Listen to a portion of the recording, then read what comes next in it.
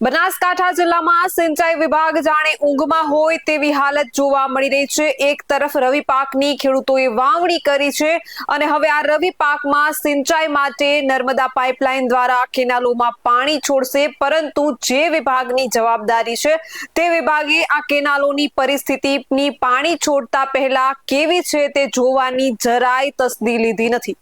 નમસ્કાર, આપનું સ્વાગત છે BS9 TV ન્યૂઝ ઉપર અને હું છું આપની સાથે કાજલ સુવા। હકીકત એ સામે આવી છે કે જે કેનાલોમાં પાણી છોડવામાં આવશે તે કેનાલો તો ઠેર ઠેર તૂટેલી છે। ત્યારે ખેડૂતો દ્વારા જાણવા મળ્યું છે કે કેનાલોમાં સાહેબોએ મસ્ત મોટા ભ્રષ્ટાચાર આચર્યા હોય તેવા આક્ષેપો ખેડૂતો કરી રહ્યા છે। શું છે કેનાલોની સ્થિતિ, કેમ ખેડૂતો ચિંતામાં છે, તેના પર એક નજર કરીએ। ખેડૂતો શું કહી રહ્યા છે, સ્થાનિકો શું કહી રહ્યા છે તે સાંભળીએ। સીપુ ડેમ કેનાલ ઉપર અમે છે, અમારા ખેતર પણ સીપુ કેનાલ ઉપર આવેલા જ છે। એમાં કામ બરાબર ન થવાથી વારંવાર કેનાલ ફૂટી જાય છે। એના કારણે અમારા પાકને નુકસાન થાય છે, ખેતર પણ ધોવરાઈ જાય, આખો પાક નિષ્ફળ જાય છે।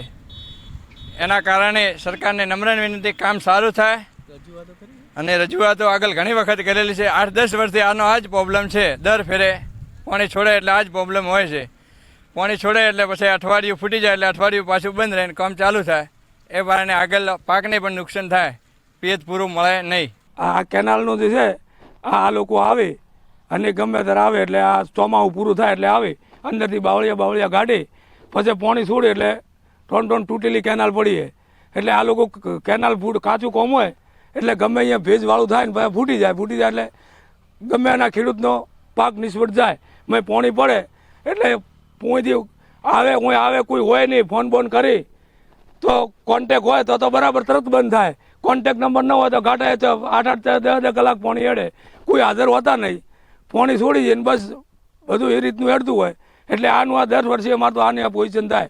છેલ્લે 5 વર્ષથી આની આ પોઝિશન। આ દાંતીવાડા અને સીપુની કેનાલો બનાવવામાં આવી છે, પણ કેનાલોનું કામ એ રીતે કરવામાં આવ્યું કે છાસવારે કેનાલ તૂટી જાય અને કેનાલનું પાણી ખેડૂતના ખેતરમાં જાય અને ખેડૂતના ખેતીના પાક નષ્ટ થઈ જાય। કરોડો રૂપિયાની વર્ષોથી ગ્રાન્ટ આવે છે, વર્ષ ગ્રાન્ટ આવે છે। સફાઈના નામે સામાન્ય સફાઈનો દેખાવ કરી અને જ્યારે પણ પાણી છોડવામાં આવે ત્યારે તમામ જગ્યાએ બાકોરા પડી અને ખેડૂતના ખેતરોનો પાક ધોવાણ થઈ જાય છે। માટે આ કેનાલોનું વર્ષ થતું રિપેરિંગ યોગ્ય થવું જોઈએ, ખેડૂતના પાકને નુકસાન ન થવું જોઈએ। અરે ખેડૂતના પાકને નુકસાન થાય અને ખેડૂત વળતર માગે તો પણ ખેડૂતની રાત ફરિયાદ સાંભળનાર કોઈ નથી અને માત્ર સફાઈના નામે કરોડો રૂપિયાના ટેન્ડરો લઈ અને અમુક લોકો આ પૈસા ચાઉ કરી જાય છે। એ પૈસા પણ સરકારના વેડફાય છે, તો સરકારે આમાં ધ્યાન આપવું જોઈએ અને ખેડૂતને અવારનવાર આ કેનાલ તૂટવાથી નુકસાન ન થાય એ માટે દાંતીવાડા અને ધાનેરા તાલુકાના તમામ ખેડૂતોની સરકાર પાસે ખૂબ વિનંતીપૂર્વક માગણી છે। સરકાર આમાં યોગ્ય વિચારણા કરી અને યોગ્ય રિપેરિંગ કરી અને ભવિષ્યમાં આ કેનાલ ન તૂટે એવો કાયમી ઉકેલ લાવે એવી પણ અમારી માગણી છે। બનાસકાંઠા જિલ્લામાં સૌથી વધુ ખેતી થાય છે અને આ ખેતી માટે કેનાલો મારફતે સિંચાઈ માટે પાણી આપવામાં આવે છે। સરકાર પણ ખેડૂતો માટે ચિંતિત છે, જેથી સરકારે ખેડૂતોને સિંચાઈ માટે પાણી મળી રહે તે માટે કેનાલો બનાવી છે। કરોડો રૂપિયા ખર્ચ કરીને નર્મદાના નીર પાઇપલાઇન દ્વારા બનાસકાંઠામાં પહોંચાડ્યા છે, પરંતુ જે વિભાગને જવાબદારી આપી છે તે જાણે બેજવાબદાર હોય અને ઊંઘમાં હોય તેવી પરિસ્થિતિ હાલ બનાસકાંઠામાં જોવા મળી રહી છે। દાંતીવાડા તાલુકાના સીપુ ડેમમાંથી નીકળતી કેનાલની હકીકત જાણવા ગ્રાઉન્ડ ઝીરો પર પહોંચ્યા હતા। જ્યારે કેનાલની પરિસ્થિતિ જાણવા પહોંચ્યા ત્યારે દ્રશ્યો એવા સામે આવ્યા કે જો આ કેનાલમાં પાણી છોડવામાં આવશે તો આ કેનાલોનું પાણી ખેડૂતોના ખેતરોમાં મોટા પાયે નુકસાન પહોંચાડશે। એટલે ખેડૂતોએ આ વાતથી ચિંતિત છે કે કેનાલમાં પાણી છોડવામાં આવશે તો ખેડૂતોએ વાવણી કરેલ લાખો રૂપિયાનો પાક પાણીમાં ધોવાઈ જશે।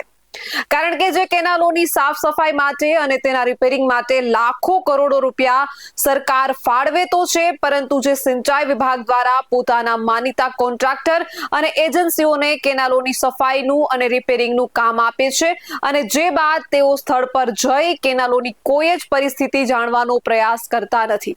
માટે એજન્સીઓ પણ પોતાની મનમાનીથી કામ કરી કેનાલોની સાફ સફાઈમાં બેદરકારી રાખતી હોય છે અને તેના જ બોલતા પુરાવા અહીં સીપુ કેનાલમાં જોવા મળી રહ્યા છે.